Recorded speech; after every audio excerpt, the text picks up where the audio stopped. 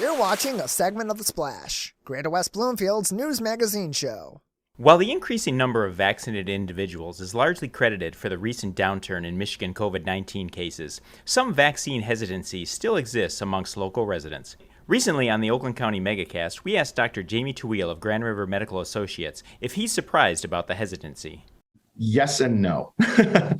I am, because there's always going to be hesitancy. And even with the flu vaccine, there's always been hesitancy. Even with children's vaccines, there's always been hesitancy. But with this one, just given the rollout, I did expect a lot of it, but I just didn't expect it to the degree that it was. There's been a lot of people that have just been genuinely concerned about it, and rightfully so.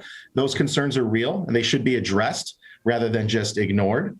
People have been kind of marginalizing people that have concerns about the vaccines. You know, there's one thing where someone says, you know, I get two types of people. Some people want to, you know, I want to wait and see kind of how this works and see how people have been responding. And then there's other people that are just flat out no. So, you know, you're going to expect some of it, but not that much, you know. Recently, the Centers for Disease Control approved the use of the Pfizer COVID-19 vaccine for use on 12 to 15-year-old adolescents. What kind of eagerness does Dr. Tawil anticipate parents will have to get their children vaccinated?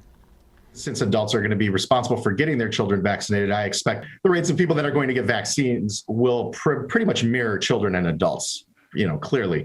But I do think that there will be certainly more hesitancy just because, but they should also take into account the fact that it took a lot longer for children to be approved, which means there was a lot more research put in. I think people are still kind of stuck at the minute it was emergently approved by the FDA, that all research got halted, and that's just simply not the case. They had a lot more time to continue doing research. So hopefully they'll take that into consideration and get as educated as they can and make a decision that's best for them and their families.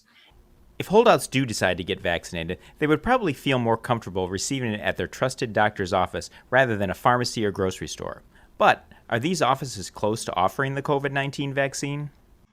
Hopefully. The Johnson & Johnson rep that I spoke with I'm trying to get to provide the vaccine for my office, has informed me that until it becomes FDA approved for general use rather than emergency use, it's limiting my ability to purchase it as it were a medication on the market.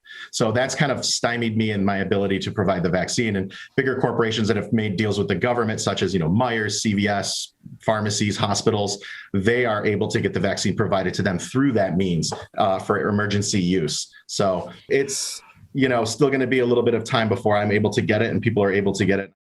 Reporting for The Splash, this is Laurence Nilan.